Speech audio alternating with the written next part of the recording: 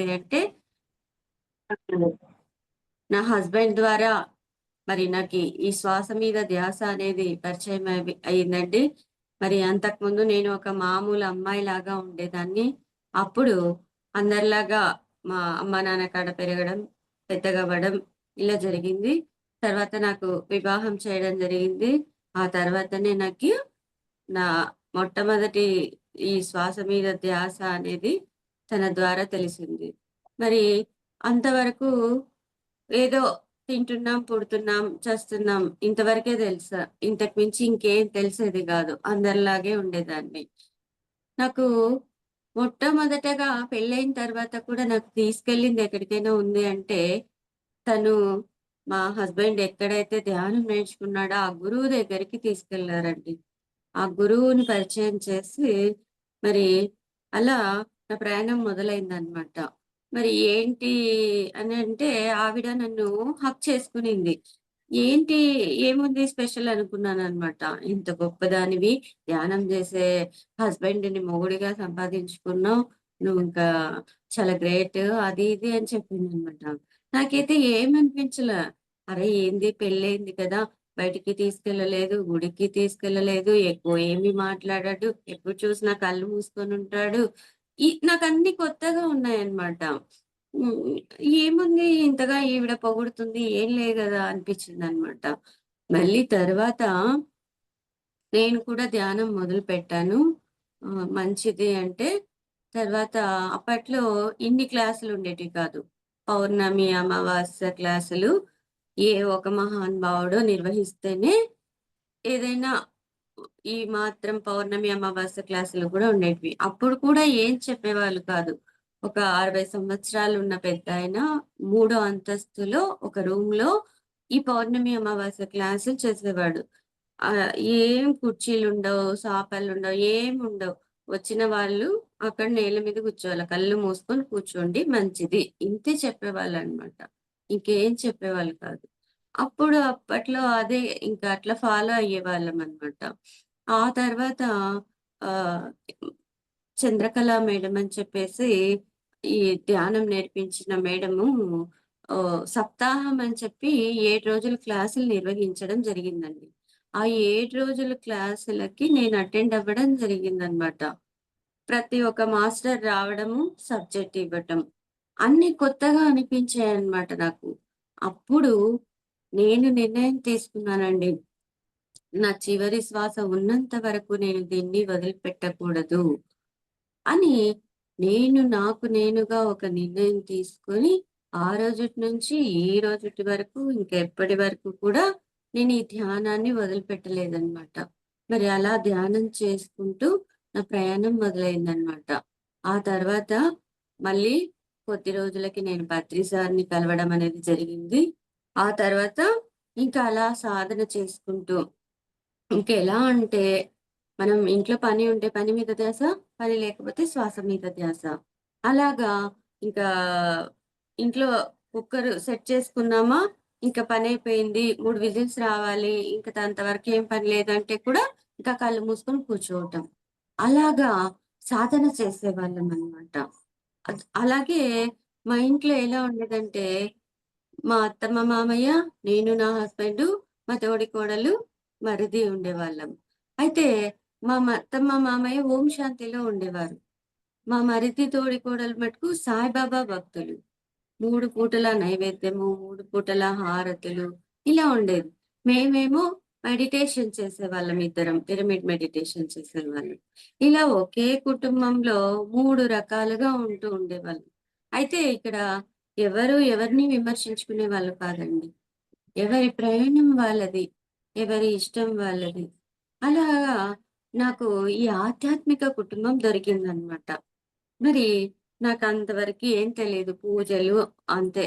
ఏదో అది కూడా నాకైతే అసలు ఇంట్లో నాకు ఇష్టముండేది కాదనమాట. అయితే ఎందుకిష్టం లేదు అనేది నాకు తెలియదు. పెళ్లి కాకముందు నుంచే నాకు పూజలన్నా, ఏం కోరుకోవాలి అన్నా ఆ దేవుడికి 41 చుట్లు, ఈ దేవుడికి 41 చుట్లు ఇట్లా హారతులు, నైవేద్యాలు ఇలా ఏం చేసేదాన్ని కాదనమాట. అమ్మ ఏదో చెప్పిందా ఇంట్లో పని అది చేయడం అంతవరకే. మరి నేనెందుకిలా ఉన్నాను అనిపించేదనమాట. ఆ తర్వాత మెడిటేషన్‌లోకొచ్చిన తర్వాత తెలిసిందండి.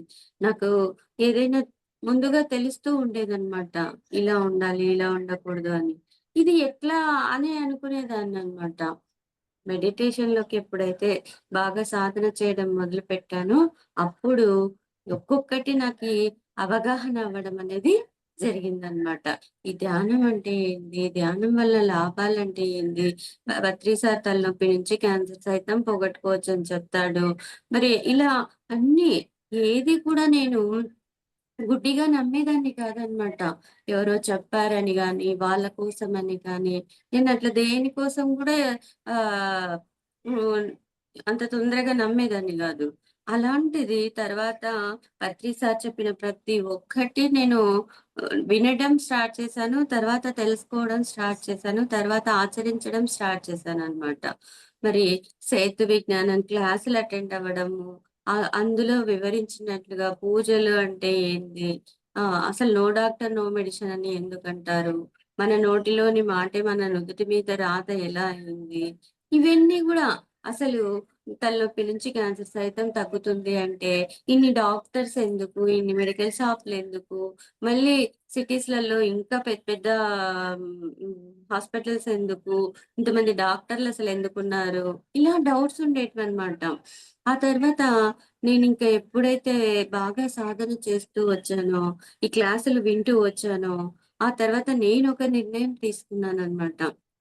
ఒక 1 ఇయర్ వరకు నేను ఏ మెడిసిన్ వాడకూడదు. ఇదేందో చూద్దాం అని చెప్పి నాకు నేను పెన్ను, పేపర్ మీద ఒక డేటేసుకొని మళ్ళీ 1 ఇయర్ అయ్యేంత వరకు నాకు నేనుగా ఏమీ వాడలేదండి. అంతవరకు నాకు కడుపు నచ్చినా, తల నచ్చినా, బాగలేదు అన్నా, జ్వరమొచ్చినా, ఏదొచ్చినా మామూలుగా మామూలు అమ్మాయిని కదా! మెడిసిన్ యేసుకునేదాన్ననమాట. ఆ తర్వాత 1 ఇయర్ వరకు నేను ధ్యానం చేస్తూనే ఈ చిన్న చిన్న వాటిని తగ్గించుకోవడం అనేది జరిగిందనమాట. ఓహో! ఈ శరీరానికి పవర్స్ ఉన్నాయి. ఏదో అనిపిస్తుంది. నిజంగానే తగ్గుతుంది. అంటే ఈ చిన్న చిన్న వాటికి కాస్త తగ్గిచ్చి ఇంకా పెద్ద పెద్దవేదన్నా వచ్చినా కూడా వాటి మీద కూడా నేను ప్రయోగం చేస్తూ ఉండేదాన్నిననమాట. అలాగా ఈ నో డాక్టర్, నో మెడిసిన్ మీద నేనింకా అప్పటినుంచి ఇప్పటి వరకు నిజంగా ఎన్ని విషయాలు తెలుసుకున్నానంటే స్టార్టింగ్ నుంచి ప్రతీదీ నాకు ఎలా తగ్గుతుంది? ఎలా తగ్గుతుంది? అని ఒక డౌట్ అనమాట. దీన్ని తెలుసుకోవాలి అని అన్నీ తెలుసుకుంటూ వచ్చాననమాట. మరి మా హస్బెండ్ ఎలా ధ్యానంలోకి వచ్చాడు అంటే, తను పెళ్లి కాకముందుకి తనకి డస్ట్ అలర్జీ ఉండేదంట. ఆ డస్ట్ అలర్జీ ఇంత చిన్న దుమ్ము పని ఇంట్లో దుమ్ములు ఇగిలించుకున్నా కూడా ఎంతో సఫర్ అయితూ ఉండేవాడంట. అలాంటిది మాది మెడికల్ ఏజెన్సీ అన్నమాట. మరి మెడిసిన్స్ వాడుతున్నాడంట. డాక్టర్స్ అన్నీ కూడా కలుస్తున్నాడంట. ఏమీ రిజల్ట్ లేదు. తగ్గట్లేదంట. అతనికి తన మేనమామ బాలసుబ్బరాయుడు గారని చెప్పేసి తనని చూడ్డానికొచ్చాడన్నమాట. అతను చెప్పాడంట. "ధ్యానం చెయ్యి పోతాయి" అని చెప్పడం జరిగిందంట. ఇంక అప్పటికి ఎన్నో ప్రయత్నాలు చేయడంతో విసిగిపోయిన అతను మాకు దగ్గరలోనే చంద్రకళ మేడం అని చెప్పేసి వాళ్ళు సెంటర్ నిర్వహించేవాళ్ళనమాట. ఆ మేడం ఎట్లా అంటే ఉదయాన్నే మగవాళ్ళకి, 11 గంటలకి ఆడవాళ్ళకి, సాయంత్రం పిల్లలకి, మళ్ళీ 6-8 వరకు పిల్లలు, పెద్దలు, మగవాళ్ళు ఎవ్వరైనా రావచ్చు. ఇలా వాళ్ళ ఇంట్లో ఒక రూమ్‌లో సెంటర్ నిర్వహించేదనమాట. అక్కడ మరి ఇంకా మా ఇంటికి దగ్గరలో ఉండడంతో అక్కడికి వెళ్ళి ధ్యానం చేసుకొని వద్దామని పోయిన అతను, ఆ మేడము "నువ్వు 41 రోజులు కళ్ళు మూసుకొని ధ్యానం చెయ్యి" అని చెప్పడం జరిగిందనమాట. అతను ఇంకా రోజు కూడా అక్కడికెళ్ళి సాధన చేస్తూ ఉన్నాడనమాట. ఒక 10, 15 రోజులయ్యేటప్పటికి అతనికి పూర్తిగా తగ్గడం మొదలైంది. ఇంగా బాగా ముక్కుల్లో నుంచి నీళ్లు కారడం అదంతా జరిగిందనమాట. అతను అలాగే కళ్ళు మూసుకొని అలాగే ఉన్నాడంట. ఇంకది లోపలంతా కంప్లీట్‌గా క్లీన్ అయిందంట. తర్వాత ఇంకా చూసుకుంటే లేదంట. నార్మల్‌గా ఉందంట. అంతవరకు ఎంతో నిద్ర లేక, తిండి పోక సఫర్ అయిన అతను ఇలా మొత్తం కంప్లీట్‌గా క్లీన్ అయ్యే వరకు ఇదేదో బావుంది చేద్దామని మొదలుపెట్టాడు. అలా అతను ఈరోజు ఎంత డస్ట్ పనులైనా కూడా ఈజీగా చేసుకుంటున్నాడు. ఎలాంటి కంప్లెయింట్ అనేది లేదంట.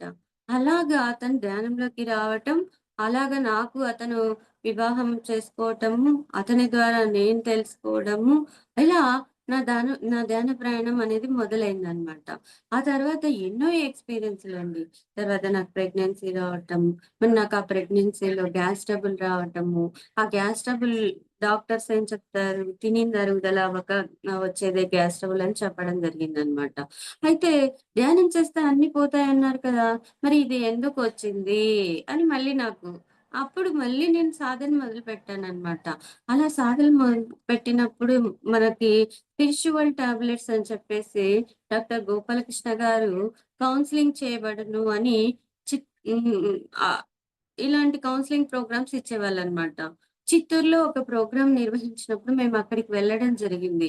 అక్కడ ఈ కౌన్సెలింగ్ చేయబడును అని బోర్డున్నప్పుడు, సరే ఏదో ప్రయత్నం చేద్దాం అని అక్కడికి వెళ్ళటము.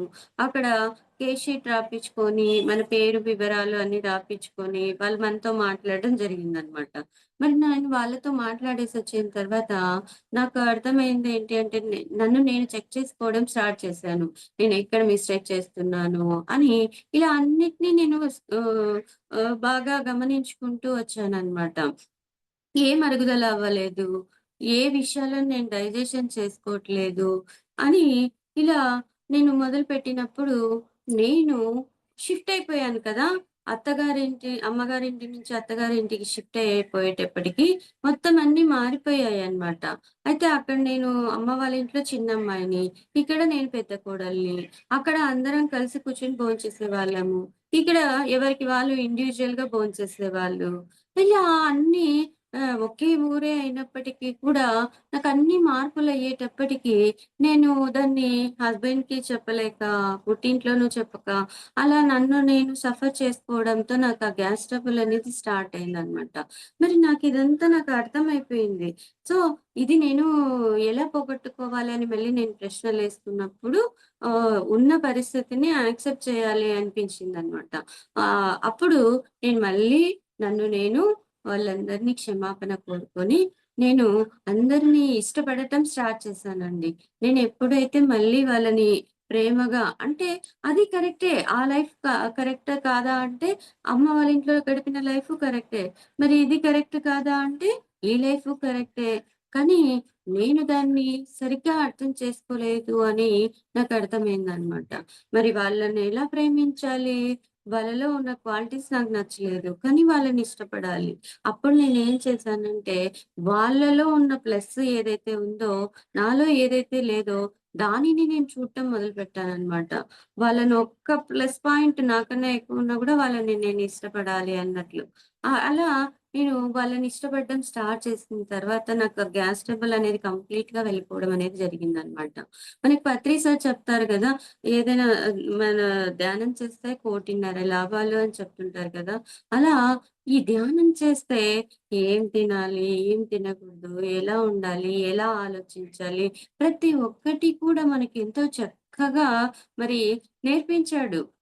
ఆ వాటిని మనము ఆచరణలో పెడితే చాలు అన్నిటిని మనం నయం చేసుకోగలము అని నాకర్థమైపోయిందనమాట. అలా నాకున్న ఇంకా ఎన్నో సమస్యల్ని కంప్లీట్‌గా నేను ఈ ధ్యానం ద్వారా పోగొట్టుకుంటూ వచ్చాననమాట. మొట్టమొదట అలా నా యొక్క జర్నీ స్టార్ట్ అయిందనమాట. ఆ తర్వాత మరి నాకు ధ్యానం చేస్తూ మరి నేను ఇంట్లో సెంటర్ నిర్వహించడం జరిగింది. మరి మాది చాలా పొడవు ఇల్లనమాట. మా ఇంటి నిండా ధ్యానం అప్పట్లోనే ధ్యానానికి బాగా వచ్చేవాళ్ళనమాట. నాకసలేం తెలీదు. ఒక మేడం వచ్చి భగవద్గీత పెట్టిస్తారా అని అడిగితే, మరి నా దగ్గర ఏం లేవు మేడం నేనేం చేయాలి? అని అడిగితే ఏమీ అక్కర్లేదు. నేల ఉంది కదా! చాలు వాళ్ళు కిందనే కూర్చుంటారు అని చెప్పేదనమాట. ఓహ్! యెస్. అయితే కరెక్టే గదా! మంచిదే చేద్దాం అని చెప్పేసి నేను మా వీధిలో, మా ఇంట్లో అందరికీ కూడా ఇంకా ధ్యానం గురించి చెప్పడం. వాళ్ళెవరో తెలీదు, ఏమీ తెలీదు. ప్రతి ఇంటికి వెళ్ళటం, మేడం పలానా ఇంట్లో ధ్యానం జరుగుతుంది ఇప్పుడు రండి అని చెప్పటం. అలాగా మరి 11-12 వరకు ధ్యానము, 12-1 వరకు ఒక పుస్తకం గురించి సజ్జన సాంగత్యము. ఇలాగా ధ్యానం అనేది మొదలుపెట్టిన తర్వాత మళ్ళీ ఎంత అంగరంగ వైభవంగా అంటే అసలు ఆహ్, ఇండ్లు పట్టేది కాదనమాట. అంతమంది వచ్చేవాళ్ళనమాట. ఎవరో కూడా తెలియని నాకు మరి ఆ ధ్యానం యొక్క గొప్పతనం అనేది అంత అద్భుతంగా ఉండేది. అలాగే ప్రతి ఇంట్లో 3 గంటలు ధ్యానం చేసేవాళ్ళం అప్పట్లోనే 3-6 వరకు. అదయిపోయిన తర్వాత టిఫిన్‌లు చక్కగా ఒక్కొక్క ఇంట్లో 60 మంది, 100 మంది వచ్చేవాళ్ళనమాట. అలా అప్పట్లోనే మా వీధంతా కూడా ధ్యానమయం అయిపోయిందనమాట. మరి మొట్టమొదటగా నేను 41 రోజులు సాధన చేసి నేను ధ్యానాన్ని తెలుసుకున్నాను. తర్వాత నా కుటుంబ సభ్యులకి నేను ధ్యానం నేర్పించాను. అంటే వాళ్ళు ఆహ్, ఇబ్బందుల్లో ఉన్నప్పుడు కూడా వాళ్ళకి 41 డేస్ కూర్చోబెట్టి వాళ్ళతో పాటు నేను కూర్చుంటూ ఇంట్లో వాళ్ళతో ఇది చెయ్యండి బావుంటది, ఇది వినండి బావుంటది అని చెప్పడము. నా పక్కింటి వాళ్ళకి నేను ఏ క్లాస్ వినేసొచ్చినా కూడా మా పక్కింట్లో వాళ్ళందరికీ కూడా నేను చెప్తూ ఉండేదాన్ననమాట. మరి ఒక పెద్దావిడ ఉంది ప్రమీలమ్మ అని చెప్పేసి. ఆవిడ ఇప్పటికీ ఉంది 80 సంవత్సరాలు. ఆవిడ చాలా శ్రద్ధగా వినేదనమాట. బయట మనం ఆకుకూరలు ఒలుచుకుంటున్నాం. అట్లా పక్కింటి వాళ్ళతో మాట్లాడుతుంటాం గదా! అట్లా నేనొక క్లాస్‌కి పోయొచ్చానంటే, "రా లక్ష్మి ఏం విన్నావు? ఏం తెలుసుకున్నావు? ఏం ఏం చెప్పినారు అక్కడ?" అని చెప్పి ఆ పెద్దావిడ ఎప్పుడు ఎదురు చూస్తుండేదనమాట. అలాగా నేను వినేసొచ్చిన దానిలను అలా అందరికీ చెప్తూ ఉండేదాన్ననమాట. ఆ తర్వాత మరి భగవద్గీత, భజగోవిందము, మన స్పిరిచ్యువల్ పిఎస్ఎస్ఎంలో ఉన్న ఎన్నో పుస్తకాల యొక్క జ్ఞానము ఇలా సెంటర్ బాగా కొనసాగుతూ ఉండేదనమాట. అంటే సేత్ కౌన్సెలింగ్‌లని చెప్పేసి, హాస్టల్ సర్జరీస్ అని చెప్పేసి అప్పట్లో ఇంట్లోనే 3 అవర్సు లేదా 7 అవర్సు ఇలా మెడిటేషన్ ప్రోగ్రామ్స్ పెట్టుకునేవాళ్ళమనమాట. అలా ప్రయాణం జరుగుతూ ఉంది. తర్వాత మళ్ళీ ఇంట్లో సెంటర్ నిర్వహిస్తుంటే నాకీ చెయ్యి పని చేయలేదండి. రైట్ హ్యాండ్ అస్సలు పని చేయలేదనమాట. ఏంటి నేను ధ్యానం చేస్తున్నాను, శాకాహారంతో ఉన్నాను, ధ్యాన ప్రచారం చేస్తున్నాను. అయినా కూడా నాకెందుకు ఈ సమస్య? నేనే ఇలా ఉంటే నేను ఏ ఏ విధంగా అందరికి చెప్పగలను? అని మళ్ళీ ఒక ప్రశ్న. ఇలాగే శనివారం వచ్చింది. ఆహ్, నా హస్బెండ్‌కేమో ఇంక బంధువులు, పుట్టింటోళ్ళు ఇలా అడుగుతారు కదా! "నువ్వెందుకు చూపించలేదు మా అమ్మాయికి" అని అడుగుతారు కదా! అందుకోసమని మా సారు డాక్టర్‌కి తీసుకెళ్ళేవాడనమాట. అయితే హాస్పిటల్‌కెళ్తాం కానీ మెడిసిన్ వాడము. అది మెడికల్ ఏజెన్సీ కానీ మెడిసిన్ వాడము. అలా ఇక్కడ కుదరట్లేదు కదా! హాస్పిటల్‌కి హైదరాబాద్‌కి తీసుకెళ్దామని హైదరాబాద్‌కి తీసుకెళ్ళాడు. హైదరాబాద్‌కి తీసుకెళ్ళాడు. సిటీ స్కానింగ్ అయిపోయింది. ఎంఆర్ఐ స్కానింగ్ అయిపోయింది. అన్నీ అయిపోయినాయి. రిపోర్ట్ చూస్తే నార్మలు. నేను చెప్తూనే ఉన్నాను గదా! నేను రాను నాకేం కాదు అని చెప్తూనే ఉన్నాను. అనవసరంగా ఇంతింత డబ్బులు వేస్ట్ చేస్తున్నావు అని నేను నా హస్బెండ్‌ని అంటుంటే పక్కన వాళ్ళొచ్చేసి అసలేం ప్రాబ్లమ్ లేదనే దానికి మీరు వాదించుకుంటున్నారా? మీరు హాయిగా ఇంటికెళ్ళకపోనా అని అనేవాళ్ళనమాట. అక్కడ చెక్ చేపించుకున్న తర్వాత మళ్ళీ ఇంటికొచ్చినాం. ఆదివారం సెలవు. మరి సోమవారం మళ్ళీ యథాతథంగా ఇంట్లో క్లాసులు. నేను మామూలుగా ఉండాలి నాకు తెలీదు అనుకునేదాన్ని. మళ్ళీ ఏం చేయడం కళ్ళు మూసుకోవడం, మనలోకి మనం ప్రయాణం చేయాలి అంటారు కదా! అలా సాధన చేస్తూ ఉండేదాన్ని. తర్వాత నాకు అర్థమైందేంటంటే ఈ రైట్ హ్యాండ్ అంటే ఇవ్వడం, చేయడం, తీసుకుంటాం కదా చేతులతో. అలాగా ఈ చెయ్యి ఇవ్వటం కానీ, తీసుకోవటం కానీ చేయటంలో ఎక్కడో మిస్టేక్ చేస్తున్నాము అనేది నాకు ఈ స్పిరిచ్యువల్ టాబ్లెట్ ద్వారా 'నిజమైన సేవ' అనే ఒక పుస్తకాన్ని చదువు అని చెప్పడం జరిగిందనమాట. అయితే నేను ఆ పుస్తకం చదివిన తర్వాత ఇంక నన్ను నేను మళ్ళీ మార్చుకోవడం మొదలుపెట్టాననమాట. ఏం చేస్తున్నాను? నా చేతులతో నేనేం చేస్తున్నాను? నేనేమిస్తున్నాను? నేను అన్నీ మంచిగానే ఇస్తున్నాను గదా! నా దగ్గర ఇల్లుందంటే, ఇల్లు ధ్యానానికి ఉపయోగిస్తున్నాను. నా దగ్గర వాక్ ఉందంటే, నేను ధ్యానం గురించి చెప్తున్నాను. మరి నేనింకా ఏం చేయాలి? ఇంకా ఏం ప్రెజెంట్ చేయాలి? అని ఇలా నన్ను నేను చెక్ చేసుకుంటున్నప్పుడు మాకర్థమైందేంటి అంటే నేను చిన్నమ్మాయిని మా ఇంట్లో. ఆ చిన్నమ్మాయి అవ్వడంతో ఎప్పుడు కూడా వాళ్ళు ఇచ్చినది తీసుకోవడమే నాకు తెలిసింది. నేను ఇవ్వటం అనేది నాకు అవకాశం రాలేదనమాట ఎప్పుడు కూడా. అలాగా భౌతిక జీవితంలో నేనిదొక మిస్టేక్ చేస్తున్నాను అని నాకు అర్థమైందనమాట. తర్వాత ఆధ్యాత్మికంగా కూడా మనం చెక్ చేసుకోవాలి. ఈ ఆధ్యాత్మికంగా ఏం చేస్తున్నాను? ఇస్తున్నాను. కానీ నేను తీసుకోవట్లేదు అని అర్థమైందనమాట. అంటే అక్కడ ఇవ్వట్లేదు భౌతికంగా, ఇక్కడ నేను తీసుకోవట్లేదు. అందుకే ఇది ఆగిపోయింది అని చెప్పేసి అర్థమైన తర్వాత, నేను మళ్ళీ మార్చుకోవడం అనేది జరిగిందనమాట. మరి మళ్ళీ అవకాశం వచ్చినప్పుడు, ఫంక్షన్స్ పడినప్పుడు, మళ్ళీ చిన్న చిన్నగా నేను భౌతికంగా పెట్టేటివి పెట్టటము, తర్వాత ఆధ్యాత్మికంగా నేను తీసుకోవాల్సినవి తీసుకోవటము, ఇవ్వవలసిన దాంట్లో ఇంకా ప్రజెంటేషన్ ఇంకా బ్యూటిఫుల్‌గా ఇవ్వటము, ఇంకా ఎంత బాగా చేయగలమో అంత బాగా ఆ ప్రజెంటేషన్ ఇవ్వటం. అంటే ఇంకా పరిపూర్ణంగా మనం ఇంకా మారటానికి ఏమైతే అనుకూలంగా ఉందో దానికి తగ్గట్టుగా నేను మారినప్పుడు నాకీ ఈ చెయ్యి నొప్పి అనేది కంప్లీట్‌గా వెళ్ళిపోవడం అనేది జరిగిందనమాట. అది ధ్యానానికున్న శక్తి. ధ్యానం ద్వారా ఎలాంటి అనారోగ్య సమస్యలనైనా మనం నయం చేసుకోవచ్చు అని మళ్ళీ నేను తెలుసుకోవడం అనేది జరిగిందనమాట. మనకు చెప్తారు గదా! ఇది శిక్ష కాదు శిక్షణ అని చెప్తూ ఉంటారు కదా! అలాగా ఇది నాకు మంచి ఒక శిక్షణగా తయారవ్వడం అనేది జరిగిందనమాట. ఇలా నాకున్న ప్రతి ప్రాబ్లమ్స్‌ని నేను ఈ ధ్యానం ద్వారానే కంప్లీట్‌గా పోగొట్టుకోవడం అనేది జరిగిందనమాట. మళ్ళీ ఇది అయిపోయిన తర్వాత మరి కొన్నాళ్ళకి నాకు ఇంకా ఒక బాబు పుట్టాడు. తర్వాత కొన్నాళ్ళకి సెంటర్ నిర్వహిస్తూనే ఉన్నాను. ఆ తర్వాత నాకు ఇంకొద్ది రోజులకి మరొక హెల్త్ ప్రాబ్లమ్. ఏంటి అంటే ఋతుస్రావం, నెలసరి. ఈ నెలసరి అనేది నాకు రాలేదనమాట. మరి మళ్ళీ ఒక డౌటు. మళ్ళీ ధ్యానమే జేస్తున్నాము, ప్రచారమే జేస్తున్నాము, సేవ జేస్తున్నాము, అన్నీ చేస్తున్నాము. ఇంగ ఏంటి? ఎందుకు? అని మళ్ళీ ఒక క్వెషను. ఇంకేం చేసేది లేదు కదా! ధ్యానమే చేద్దామని చెప్పి అలా ధ్యానం చేస్తూ ఉన్నాననమాట. అలా ధ్యానం చేస్తూ చేస్తూ ఉంటే మరి నాకు ఏం చెప్పారు అంటే నెలసరి అంటే 28 రోజులకు వచ్చే ఒక సైకిల్. అంటే ఈ 28 రోజులు నేనెలా ఉన్నాను? నేనేం వర్క్ చేస్తున్నాను? ఎలాంటి ఎమోషన్స్‌తో ఉన్నాను? ఇలాంటివన్నీ నేను మళ్ళీ చెక్ చేసుకోవడం జరిగిందనమాట. ఎప్పుడైతే నాకు ఇదంతా చెక్ చేసుకుంటూ వచ్చానో, అప్పుడు నా లోపల నుంచి నాకేం తెలిసిందంటే, నేను ఒక విషయం దగ్గర ఆగిపోయి ఉన్నాను అనేది నాకు అర్థమైందనమాట. బంధువులు, స్నేహితులు, నా పుట్టింటి వాళ్ళు ఎవరైనా వచ్చి, "నీకొక్క బేబీనే ఉన్నారు. ఇంకొక బేబీ ఉంటే బావుంటుంది" అని చెప్పినప్పుడు, అవును వాళ్ళు పెద్దవాళ్ళు నిజమే చెప్తారు కదా! నా మంచికే చెప్తారు కదా! అని ఇంకో బేబీ కావాలా అని కోరుకునేదాన్ని. మళ్ళీ నా హస్బెండొచ్చి ఎవరు వద్దు. ఒకరే చాలు. ఎంతమందున్నా అమ్మ అని పిలిచేదే కదా! మరి ఒకరైతే ఏమి, నలుగురైతే ఏమి, ఎంతమందైనా గూడా ఒక అమ్మ అనే పిలుస్తారు. ఇది చాలు అని ఇట్లా గైడ్ చేసినప్పుడు, ఇది కూడా ఓకే అనుకునేదాన్ని. అలా నేను ఆ 2 విషయాల మధ్య సందిగ్ధంగా ఆగిపోవడంతో, అది నెలసరికి సంబంధించిందే కావడంతో, నేను ఊహునా అని ఉన్న సందర్భంలో అది కూడా ఆగిపోయిందనమాట. అది రావాలా? వద్దా? అనే సందిగ్ధంతో ఆగిపోయిందనమాట. తర్వాత నేను ఇది గ్రహించుకున్న తర్వాత అప్పుడు ఒక నిర్ణయం తీసుకున్నాననమాట.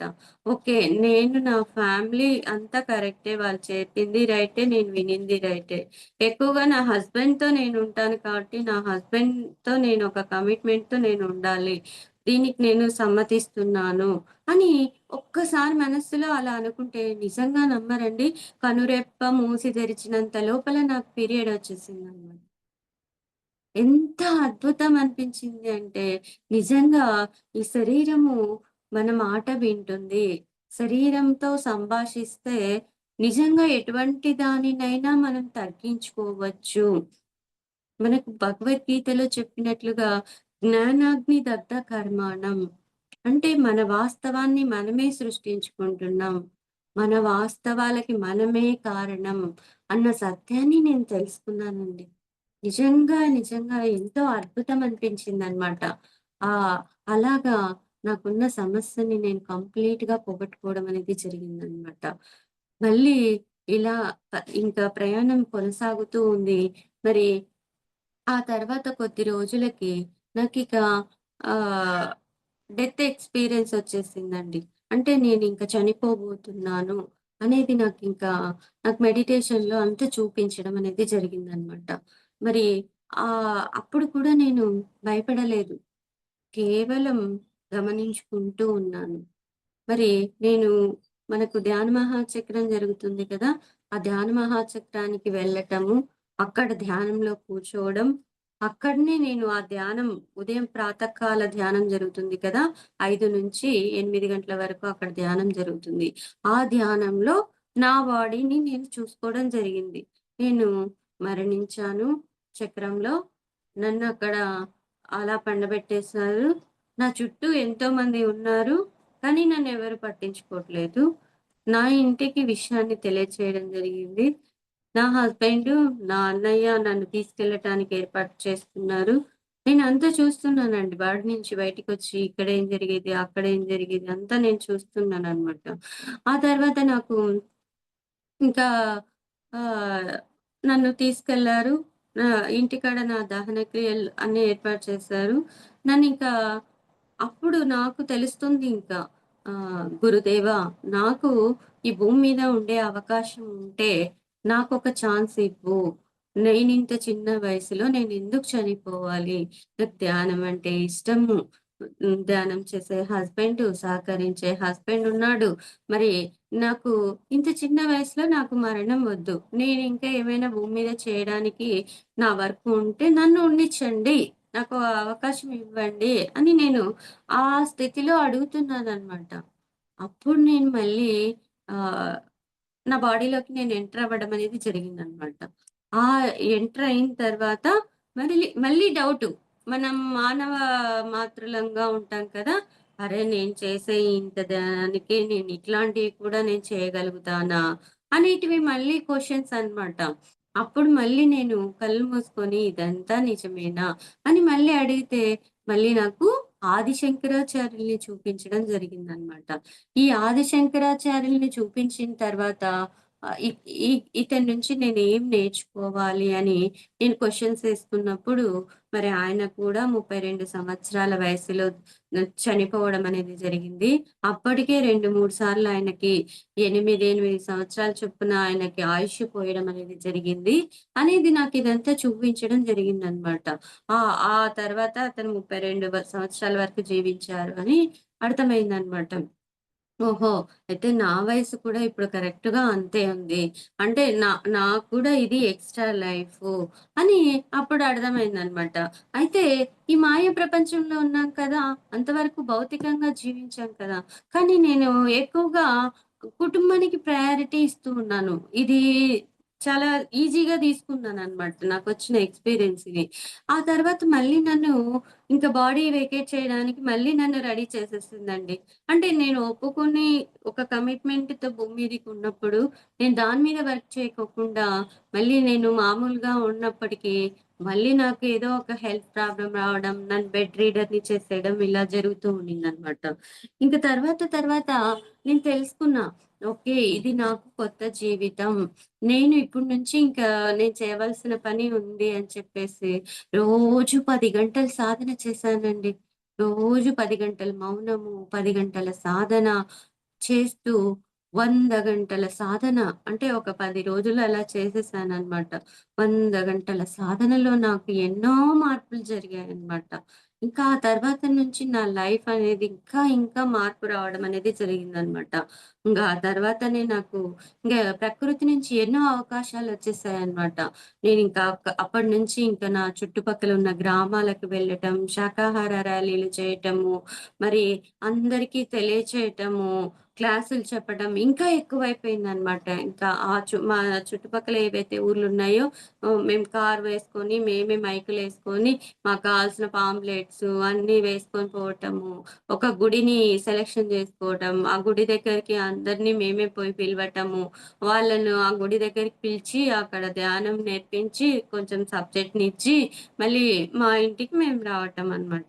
ఇలా ఒక 41 డేస్ చేశామనమాట. అలాగా ఇంకా ప్రొద్దుటూరులో గుళ్ళుంటాయి కదా! ఆ గుళ్ళ కాడికెళ్ళటం, బయట నిలబడుకొని పాంప్లెట్స్ ఇవ్వటం, ఆహ్, పలానా సెంటర్‌లో ధ్యానం జరుగుతుంది అని చెప్పటము. ఇలాగా ఇంగా మా చుట్టూ అన్నీ కూడా కార్యక్రమాలు చేస్తూ ఉండగా, మరి పత్రి సార్ రావటము. పత్రి సార్‌కి మళ్ళీ ఇక్కడ ప్రొద్దుటూరులో 200 బై 200 పిరమిడ్ అని చెప్పి భూమి పూజ ఏర్పాటు చేయడము, ఇవన్నీ జరిగిందనమాట. మరి పత్రి సారొచ్చాడు, భూమి పూజ చేశాడు. ఇంకా సారు ప్రత్యూష మేడం అని సుధాకర్ సారు, శ్రీదేవి మేడం అనే వాళ్ళ ఇంట్లో దిగినాడనమాట. దిగిన తర్వాత ఇంకా అందరూ అక్కడికి వెళ్ళిపోయారు. ఇక్కడేమో భూమి పూజ దగ్గర ఉన్న వస్తువులు, సామాన్లు ఎక్కడో ఊరి బయట ఉంటే అక్కడి నుంచి ఇంటికన్నీ మేము సాగించుకుంటూ ఉన్నామనమాట ఆటోలో. అలా సాగించుకుంటూ ఉంటే రాత్రైపోయిందండి. బాగా అలసటయిపోయింది. ఇంకా ఆహ్, వంట చేసుకునే ఓపిక కూడా లేదు. పత్రి సారుండే చోటుకి వెళ్దామా అంటే చాలా దూరము. మా సారేం చెప్తున్నాడు, "ఇంకా ఏం ఓపిక లేదు, పడుకునేద్దాం" అంటున్నాడు. నేనేమో ఆకలైతుంది, వెళ్దాం పద సార్ దగ్గరికి అంటున్నాను. మా సార్ తీసుకెళ్ళలేదనమాట. ఇంకా ఏం గురువో ఏమో! ఈ గురువు ఏం చూసుకోడా, ఏం పట్టించుకోడా, ఇంత కష్టపడుతూ ఉంటే అని ఇలా మనసులో తిట్టుకుంటూ ఉన్నానండి. అలా అంటున్నానో లేదో మాకంతలోకి ఫోనొచ్చిందనమాట. ఇక్కడ పత్రి సార్ అడుగుతున్నాడు. అందరూ ఉన్నారు. మీరు మాత్రం లేరు. సార్ పిలుస్తున్నాడు మీరు రండి అని చెప్పి వెంటనే ఇన్వైట్ చేయడం జరిగిందనమాట. మళ్ళీ ఓపిక చేసుకొని మా సారున్న ప్లేస్‌కి తీసుకెళ్ళాడనమాట.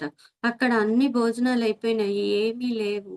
కానీ మీరు భోంచేసారా అంటే మేము భోంచేయలేదు అన్నప్పుడు మళ్ళీ మా కోసం దోసలు వేసి మేము ప్లేట్‌లో ఇద్దరం తిన్న తర్వాతనే పత్రి సారు మళ్ళీ రెస్ట్ తీసుకోవటానికి రూమ్‌లోకెళ్ళాడండి. అలా అప్పుడు అర్థమైంది. ఓహ్! నేను తిట్టుకున్నాను గదా! అందుకే దగ్గరుండి తినిపించి పంపిస్తున్నాడు. సద్గురువు అనేటటువంటి వాడు ఎక్కడున్నా ఎప్పుడూ మనల్ని కనిపెట్టుకునే ఉంటాడు. ఎప్పుడూ మనల్ని గమనిస్తూనే ఉంటాడు అని నాకు అప్పుడు అర్థమైందనమాట. ఆ తర్వాత అలా మేము అక్కడ ఒక ట్రస్ట్ మెంబర్‌గా ఉండటము, అక్కడ వర్కులు చేయటము, సేవ చేయటము, అలాగా ఇంకా, ఇంకా మా ఆత్మ ప్రయాణం ఇంకా ముందుకు సాగడం అనేది జరిగిందనమాట. ఈ మధ్యలో ఇంకా ఎన్నో ప్రయత్నాలు అంటే స్పిరిచ్యువల్ టాబ్లెట్స్ అనేసి 3 days workshops, 11 days workshops complete చేయటము, అక్కడ సబ్జెక్ట్‌ని తీసుకోవటము, అలాగే మాకు ఇంకా ఇప్పుడు యూనివర్సిటీ ఉంది కదా! లైఫ్ యూనివర్సిటీ అక్కడ 10 డేస్ కోర్సులు చేయటము, అలాగా అన్నీ తెలుసుకోవటము, నేర్చుకోవటము, వాటిని ఆచరించడము, ఇలా అన్నీ ఎక్స్‌పెరిమెంట్స్ చేయటము ఇలా ఉండేటివన్నమాట. ఇంకా మాకు ప్రొద్దుటూరులో ఎలా ఉండేదంటే ప్రతి వారము మేము కొంతమంది బ్యాచ్ ఉంది. ఆ బ్యాచ్ అంతా నైట్ ఔట్ చేసేవాళ్ళమనమాట అప్పట్లోనే. నైట్ అంతా అంటే పగలు అన్ని పనులు చేసుకుంటాము. కొంతమంది ఫ్యామిలీ వస్తారు. కొంతమంది సింగిల్‌గా వస్తారు. నైట్ 10 గంటలకల్లా ఒకరింట్లో సమావేశమైతాము. కాసేపు అందరు ముచ్చట్లు మాట్లాడుకోవటము. ఆ తర్వాత 3 గంటలు ధ్యానం చేయటము. ఆ తర్వాత ఒక టీ బ్రేక్ తీసుకోవడము. తర్వాత మళ్ళీ ఏమైనా అనుభవాలొస్తే షేర్ చేసుకోవటము. ఆ తర్వాత మళ్ళీ ఇంకో సిట్టింగ్ చేయడము. అలా తెల్లవారి వరకు 4 గంటల వరకు మేము 4, 5 వరకు ధ్యానం చేసుకుంటూ డిస్కస్ అయ్యేవాళ్ళమనమాట. అంటే ఆ వారంలో ఎవరెవరు పుస్తకాలు చదివినారో, ఆ పుస్తకాలు డిస్కషన్ కావచ్చు. లేదంటే ఇప్పుడు ఏంజెల్స్ అంటారు. ఇలా రకరకాలుగా ఉంటాయి గదా! ఇలాంటివన్నీ కూడా మేము ప్రయోగాలు చేసేవాళ్ళం. పుస్తకాలు చదవడం, ఆ పుస్తకాల్లో ఏదైనా చెప్తే వాటిని మనం ఆహ్వానిద్దాము అని చెప్పేసి ఈ గార్డియన్ ఏంజెల్స్ అని, ఇలా రకరకాల మాస్టర్స్‌యి ఉన్నాయి గదా! సెయింట్ జర్మన్ మాస్టర్ అని, ఇలాంటివన్నీ కూడా మేము ఎక్స్‌పెరిమెంట్లు చేస్తూ ఉండేవాళ్ళమనమాట.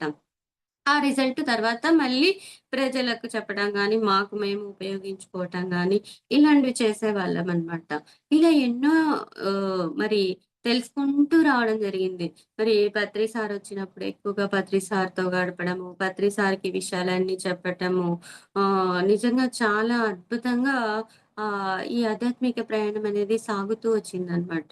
మళ్ళీ ఇంకా రీసెంట్‌గా అయితే లాక్‌డౌన్ వచ్చింది కదండీ! ఈ లాక్‌డౌన్‌లో మేము నేను, నా హస్బెండు, మా బాబు ముగ్గురము కూడా 41 డేస్ మెడిటేషన్ చేశామండి. రోజు 3 అవర్స్ ఉదయం లేయటము, టిఫిన్ తినటము, 3 అవర్స్ మెడిటేషన్ చేయటము, తర్వాత మళ్ళీ నే నేను వంటకెళ్ళిపోతాను. బాబు హోమ్ వర్క్‌లు రాసుకోవటం, మా సార్ షాప్ పని చూసుకోవడం ఇట్లా జరుగుతూ ఉండిందనమాట. ఇంగ తర్వాత కొద్ది రోజులకి పత్రి సార్ పీఎంసీలో డే బై డే మెసేజ్‌లిచ్చేవాడనమాట. ఆ తర్వాత దాన్ని పెట్టుకుంటూ మెడిటేషన్ చేసేవాళ్ళమనమాట. తర్వాత 41 డే మాకు మా ఫ్యామిలీని సెలక్షన్ చేసుకుంటున్నామని చెప్పి విశ్వగురు మండలి మాస్టర్స్ కనెక్ట్ అవ్వటము.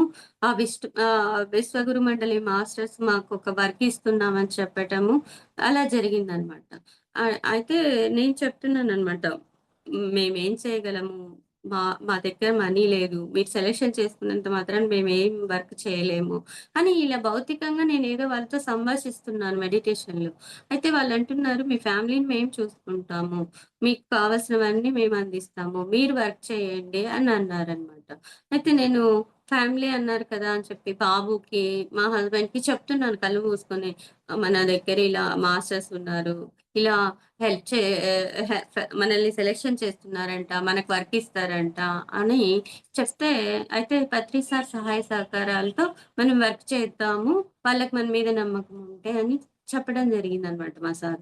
ఓకే చెయ్యి అని అన్నారు. అనంటే అప్పుడు నేను ఓకే చేసిన తర్వాత కరెక్ట్‌గా 1 మంత్‌కండి అసలు మేము ఎక్కడైతే మెగా పిరమిడ్ అనుకుంటున్నామో అక్కడ మరి మా సార్ వాళ్ళ ఫ్రెండ్ అతను టీచర్ అన్నమాట. అతను టీచర్ అయితే లాక్‌డౌన్‌లో స్కూల్లు లేకపోవడంతో అతను మెడిటేషన్ నేర్చుకోవటము, ఆ మెడిటేషన్ నేర్చుకున్న తర్వాత పిరమిడ్ దగ్గరికి రావడము, అక్కడ చూసిన తర్వాత అక్కడ ప్లేసులు అమ్ముతూ ఉన్నారు. ఎవరికైనా కావాలి అంటే తీసుకొని అక్కడ ఉండాలనుకున్న వాళ్ళు అని ఈ అమ్ముతూ ఉన్నారన్నమాట. సారు మల్లికార్జున్ రెడ్డి గారు అక్కడ స్థలాన్ని కొనడం జరిగిందనమాట. ఆ తర్వాత అక్కడ మెడిటేషన్ చేస్తే నాకు పిరమిడ్ కట్టబుద్దయితుంది. ఆ పిరమిడ్‌కి సంబంధించి నేను స్థలం ఇస్తాను.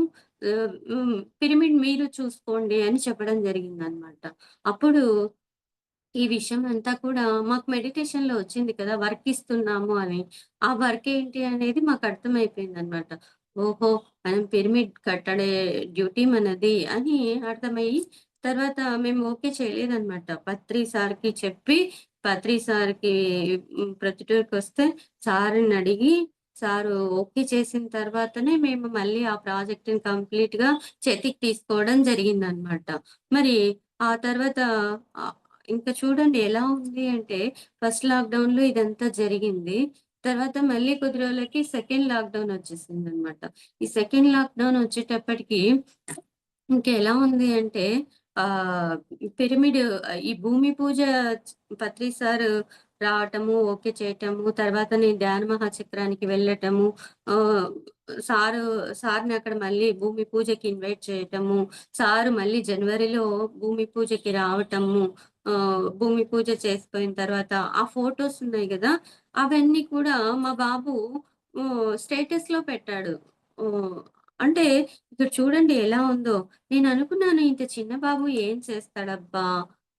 అని ఇలా నేను అనుకునేదాన్ననమాట. కానీ ఆ బాబు టెక్నాలజీ అంతా బాబు చూసుకునేవాడు.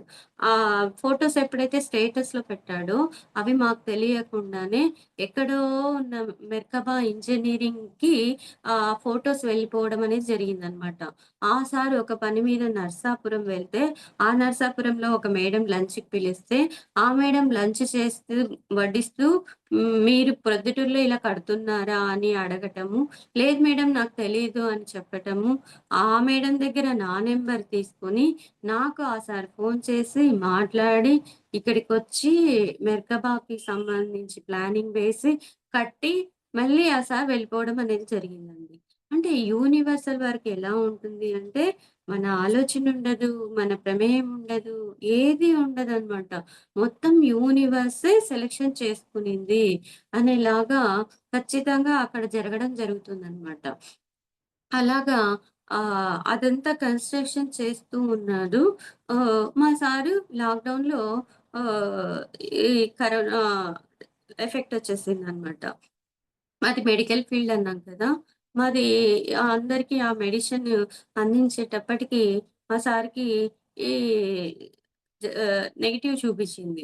ఇంకా చేసేదేమీ లేక సరే చూద్దామని చెప్పి అంటే ఆ సమయంలో మెడిసిన్ అందరికీ అవసరం. మరి నో డాక్టర్, నో మెడిసిన్ అంటున్నారు. కానీ మేము ఎక్కువ ఆధ్యాత్మిక జీవితమే గడుపుతున్నాం.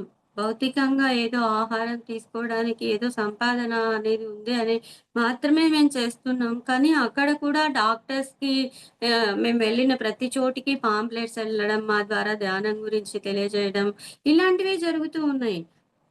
అయితే మేము ఇలా డిజైన్ చేసుకొనొచ్చామేమో అనేసి మేము అది ఫాలో అయితూ ఉన్నామనమాట.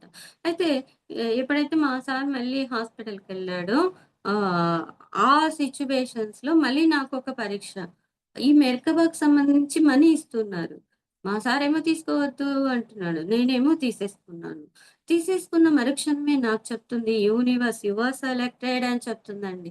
ఏ ఏంటి సెలెక్టెడ్ అంటే ఇంత క్రిటికల్ పరిస్థితిలో కూడా నీకొక వర్క్ ఇస్తే, నువ్వు ఖచ్చితంగా దాన్ని ఓకే చేసేసావు.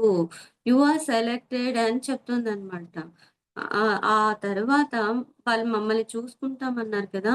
అలాగా అతన్ని సేఫ్‌గా తీసుకొచ్చారండి. అయితే నాకు ఫుల్ కాన్ఫిడెన్స్ ఎప్పుడు కూడా ఎక్కడ భయం లేదనమాట నాకు.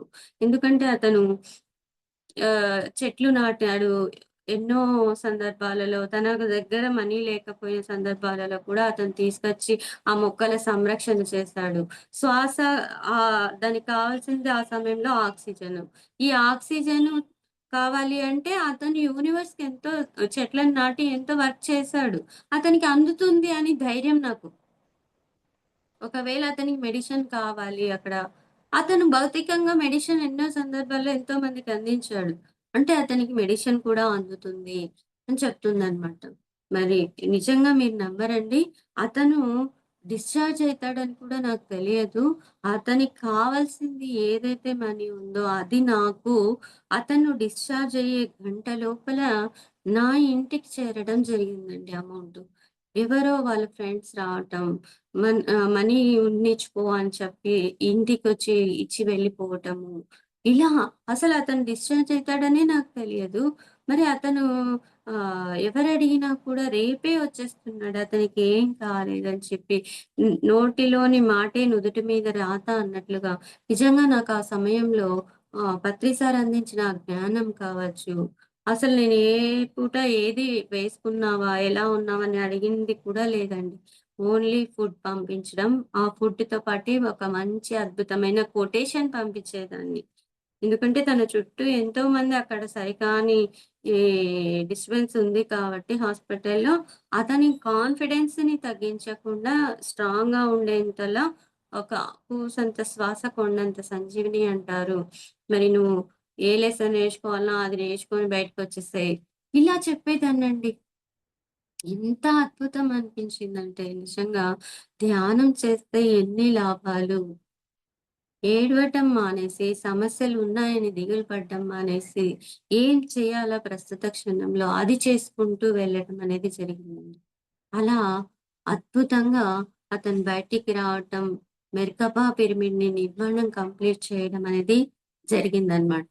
యూనివర్సల్ వర్క్ అంటే అన్ని క్రిటికల్ పొజిషన్స్ ఇచ్చినా గూడా మనం దాన్ని వదలకుండా పట్టు పట్ట పట్టాలి అంటారు కదా! అలా మనం అన్నిటిని మనం సాధించొచ్చు. పిరమిడ్ మాస్టర్ అంటే అద్భుతమైన వ్యక్తి అని పత్రి సార్ ఎందుకు చెప్తాడు అనేది నాకప్పుడు అర్థమైందనమాట.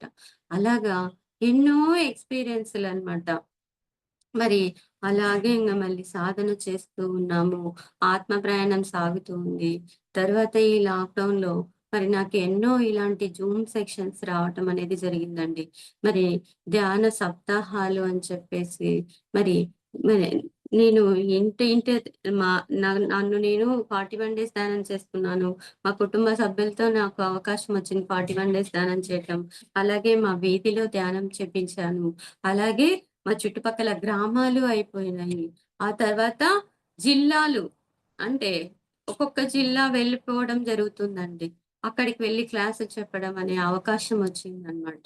ఆ తర్వాత అలా జిల్లాలన్నీ తిరుగుతూ ఉండగా, మళ్ళీ కొద్ది రోజులకి లాక్‌డౌన్ రావటము, సెల్ ద్వారా జూమ్‌లలో క్లాసులు రావటము.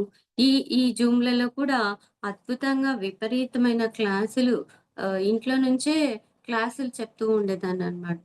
ఆ తర్వాత అంటే మలేషియా కావచ్చు, ఆస్ట్రేలియా కావచ్చు, అమెరికా కావచ్చు, ఇలా అన్ని ఊర్లకి ఈ సెల్లుల ద్వారా చక్కగా మరి ఇంట్లోనే ఉంటూ, మనతో మనం ఉంటూ, మనకు అనుకూలమైన సమయంలో మనం ఉంటూ, చక్కగా ఈ యొక్క ఆధ్యాత్మిక ప్రయాణం అనేది కొనసాగించడం అనేది జరిగిందండి.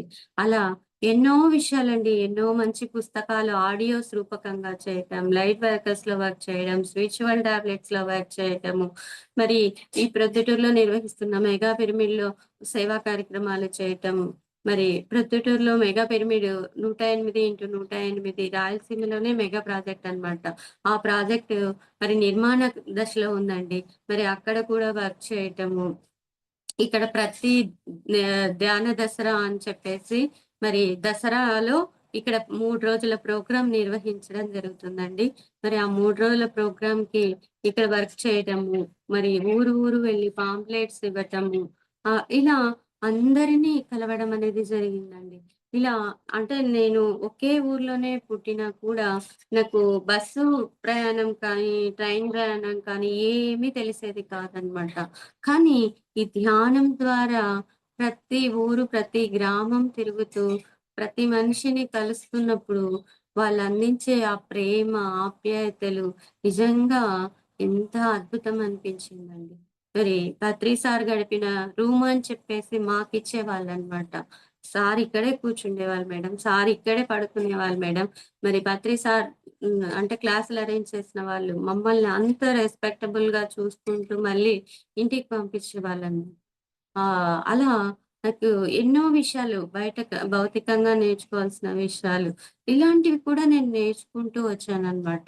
అంటే ఏమీ తెలియని నేను ఈరోజు మరి ఇటు భౌతికంగాను, ఇటు ఆధ్యాత్మికంగాను ఈరోజు మరి ఇంత చక్కగా నేను మాట్లాడుతున్నానన్నా కూడా మరి ఈ ధ్యానం వల్లనే ఇవన్నీ కూడా సాధ్యమైతూ ఉన్నాయండి. అసలు ఎలా ఉండేదాన్ని అంటే నా పెళ్ళైన కొత్తలో నేను ఒక సీరియల్ చూస్తూ ఉండేదాన్నండి. ఆ సీరియల్లు మా సార్ టీవీ ఆపేసేవాడు. సీరియల్ కరెక్ట్ కాదు అని ఆపేసేవాడనమాట. అప్పుడు నా నేను ఒక పుస్తకం చదివాననమాట. ఓహో! దాంట్లో ఒక స్టోరీ ఉంటది. మనకేం కావాలా? ఒక స్టోరీ కావాలా? ఈ స్టోరీని మనం పుస్తకం రూపకంగా గూడా తీసుకోవచ్చు. దాంట్లో హాఫ్ అన్ అవర్ సీరియల్ వస్తుంది. నేను ఒక హాఫ్ అన్ అవరే పుస్తకం చదువుదాము. దాంట్లో ఒక బ్రేకొస్తుంది. నేను ఒక బ్రేక్ తీసుకుందాము. అంటే ఒక పేరాగ్రాఫ్ చదివామా, ఒక లైన్ చదివామా, పుస్తకం చేశామా అని కాకుండా ఎంతో కొంత మొట్టమొదట ఒక పుస్తకం స్టార్ట్ చేశాను. అలా చదువుతూ, చదువుతూ, చదువుతూ నెక్స్ట్ పేజ్‌లో ఏముంది, నెక్స్ట్ పేజ్‌లో ఏముంది అని చెప్పి ఇంట్రెస్ట్‌తో ఆ పుస్తకం చదవటము. ఆ రోజు చదివిన పుస్తకం ఈ రోజుటి వరకు కూడా ఎంత చక్కగా గుర్తుందండి. అంటే మనం ధ్యానం చేయాలి, స్వాధ్యాయం చేయాలి, సజ్జన సాంగత్యము చేయాలి, మరి పనులు చేయాలి, ఆటలు, పాటలు, పనులు అన్నీ కావాలి మన జీవితంలో. అంటే మరి అన్నం ఒకటుంటే సరిపోదు గదా మనకి. పప్పు ఉండాలి, రసం ఉండాలి, స్వీట్ ఉండాలి, అన్నీ ఉండాలి. పండు ఉండాలి. అన్నీ కలగలిపినది భోజనం. పంచభక్ష పరమాన్నాలు అంటారు కదా! అలాగా ఈ జీవితంలో కూడా ధ్యానం ఉండాలి, స్వాధ్యాయము ఉండాలి. ఎంతో కొంత రోజు ఒక పుస్తకం చదవాలి. ఎంతో కొంత సజ్జన సాంగత్యము చేయాలి. ఇలా అన్నీ కూడా ఎప్పుడైతే చేసుకుంటూ వస్తామో, పత్రి సార్ చెప్పిన 18 ఆదర్శ సూత్రాలను నేను ఆచరించానండి.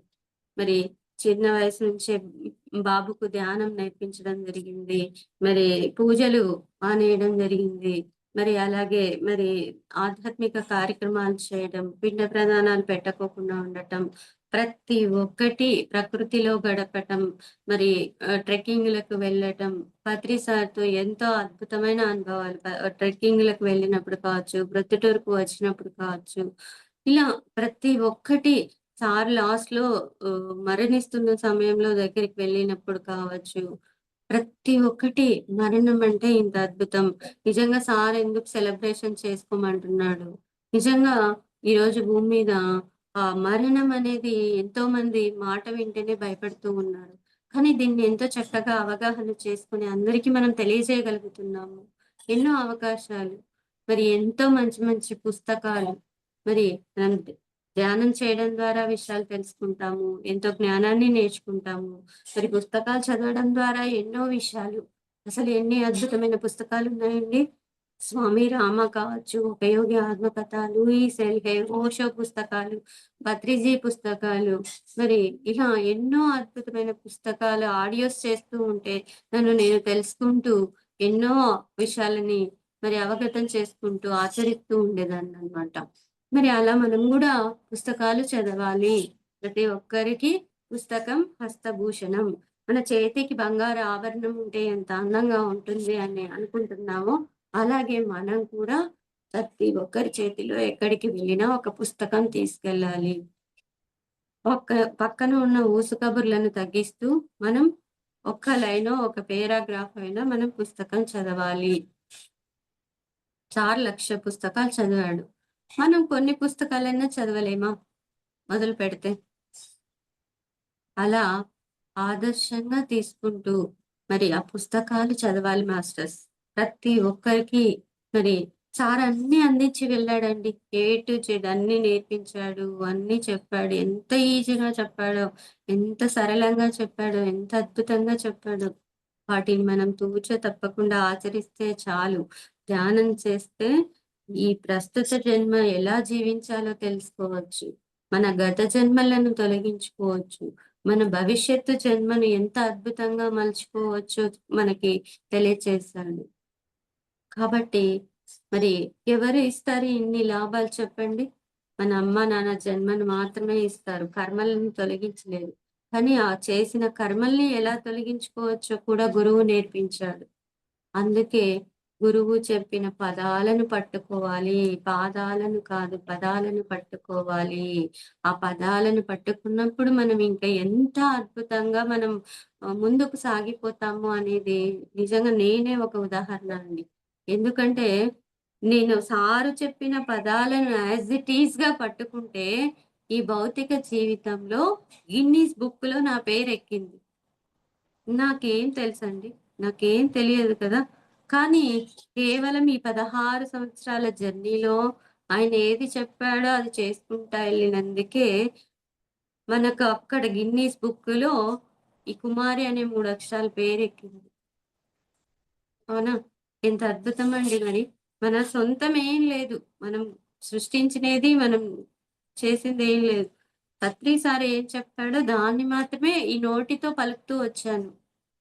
చెప్తూ వచ్చాను. ఎన్ని అవకాశాలు. ఇంట్లో ఉండి ప్రచారం చేయమని, నువ్వేం కష్టపడక్కర్లేదు అని. పత్రి సారు ఈ ధ్యానం ఒకరికి నేర్పించాలంటే, తన సొంత డబ్బులు ఖర్చు పెట్టుకొని, ఎంతో దూరం ప్రయాణం చేసి, ఎంతో మందిని బంగపోయి వాళ్ళకి నేర్పించాడంట. కానీ మనకి ఈరోజు అంత కష్టం ఉందా? ఏం లేదు. హ్యాపీగా మన ఇంట్లో మనం కూర్చుంటున్నాం. మనం ధ్యానం చేసుకుంటున్నాం. ఈరోజు ఎంతోమంది ఇంత అద్భుతంగా వెలుగుదిద్దుతూ వాళ్ళ వాళ్ళ యొక్క ఎన్నో వాళ్ళ భౌతిక జీవితంలో ఉన్న సమస్యలు కావచ్చు, అనారోగ్య సమస్యలు కావచ్చు, ఆర్థిక సమస్యలు కావచ్చు, వీటన్నింటిని తొలగించుకుంటూ ఎంతో ధైర్యంగా ప్రతి మహిళ కూడా ముందుకెళ్తూ ఉంది. దీనికి కారణం ఏంటి అంటే ధ్యానము. ఈ ధ్యానాన్ని ఒక్కటి పట్టుకుంటే చాలు కూసంత శ్వాస, కొండంత సంజీవని. నేను చెప్పాను కదా! నాకున్న అనారోగ్య సమస్యలకి తలనొప్పి నుంచి క్యాన్సర్ వరకు ఎలా తగ్గించుకుంటారని క్వెషన్ ఉండేదని చెప్పాను కదా! నేను ఈ పుస్తకాలు చదవడం స్టార్ట్ చేసిన తర్వాత, మరి క్లాసులు వినటం స్టార్ట్ చేసిన తర్వాత, నా శరీరంతో నేను సంభాషణ చేసేది నేర్చుకున్నానండి. నా కణ కణము శక్తివంతమే. ఈ శరీరం మహాశక్తివంతమైనది. మహా అద్భుతమైనది. మహిమాన్వితమైనది. మన లోపల ఎంతో భాండాగారం ఉంది. దాన్ని చక్కగా నడిపించేంత శక్తి సామర్థ్యాలు ఉన్నాయి. అని ఇలా చక్కగా నేను తెలుసుకుంటూ, దాన్ని మననం చేసుకుంటూ I love you. I am happy soul. I am peaceful soul. I am powerful soul. ఇలా మనం చెప్పుకోవాలండి. మనకేదైనా ఒకటి కంప్లెయింట్ ఉంది అంటే భయపడనక్కర్లేదు.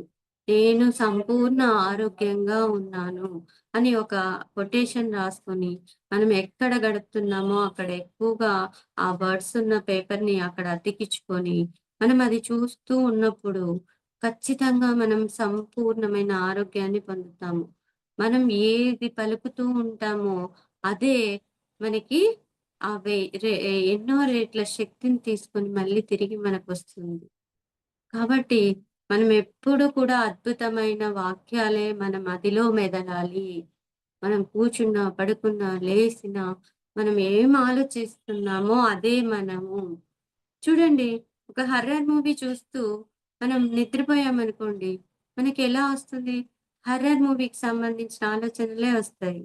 అదే ఒక కామెడీ సీన్ తీసుకొని మనం ఆ నవ్వుతూ పడుకున్నామనుకోండి, మనం ఎలా ఉంటాము? నవ్వుతూనే ఆ కామెడీ సీన్సే గుర్తుకొస్తాయి. మొహంలో చిరునవ్వు వస్తది. అలాగే మనం కూడా ధ్యానం చేసి పడుకోమని చెప్పేది అందుకే. అందుకే అది యోగ నిద్ర అయితుంది. మన వయసు ఎంత ఉందో అంతసేపు మనం ప్రతిరోజు సాధన చేయాలి. ఎప్పుడైతే ఈ సాధన కొంచెం చేస్తున్న ఈ సాధన ఎంతో శక్తివంతంగా మనల్ని తయారు చేస్తుంది. ఇంకేం చేయనక్కర్లేదు. మనమున్న చోటనే కళ్ళు మూసుకొని, మన శరీరంతో మనం చక్కగా థాంక్ యూ చెప్పుకుందాం. లవ్ యూ చెప్పుకుందాం. బాగా సహకరిస్తున్నావు. ఎన్నో సంవత్సరాల నుంచి ఎంతో బాగా పనిచేస్తున్నావు అని దానికి థాంక్ యూ చెప్పుకుందాం. చక్కగా పనిచేస్తుందండి నిజంగా. ఎంత అద్భుతంగా పనిచేస్తుందో అసలు. మనం కాస్త సమయాన్ని దానికి కేటాయించడమే మనం చేయవలసినది. సారేం చెప్పాడు? ఆత్మే పరబ్రహ్మము. జీవుడే దేవుడు. మరి మన దేహమే మన దేవాలయం. ఈ దేహమే ఈ దేవాలయం. అంటే ఈ దేవాలయం ఎంత పవిత్రంగా ఉంచుకోవాలనో, దీనికి సరియైన ఆహారాన్నిస్తూ, సరియైన ఆలోచనలనిస్తూ, సరియైన జీవన విధానాన్ని ఇస్తూ ఉంటే, ఈ దేహం అద్భుతంగా ఎన్ని వేల సంవత్సరాలైనా చక్కగా పనిచేస్తుందండి. యుగాలు కూడా పనిచేస్తుంది అని చెప్తున్నారు ఋషులు. మనకి ఈరోజు మహా అవతార్ బాబాజీ గారు కావచ్చు, హిమాలయాల్లో ఎంతోమంది యోగులు కావచ్చు, ఈ శ్వాసను పట్టుకుని మరి సాధన చేస్తూ ఉన్నారు. వాళ్ళు అలా చిరంజీవులుగా ఉండిపోయిన వాళ్ళు ఉన్నారు. కాబట్టి మనం ఈ ధ్యానం చేద్దాం. సంపూర్ణమైన ఆరోగ్యాన్ని మనమందరము పొందుతాం. మరి ఎన్నో మనం అసలు ఇది చేయలేము అనుకున్న దాన్ని కూడా ఎంతో ఈజీగా మనం చేయగలుగుతాం. ఎప్పుడు ఓకే మేడం. చాలా చేయగలుగుతామంటే చెప్పారండి. టైం అయింది మేడం. యెస్. మరి ఈరోజు నాకు ఇంత చక్కని అవకాశాన్నిచ్చిన మరి పత్రిజీ మహిళా చైతన్య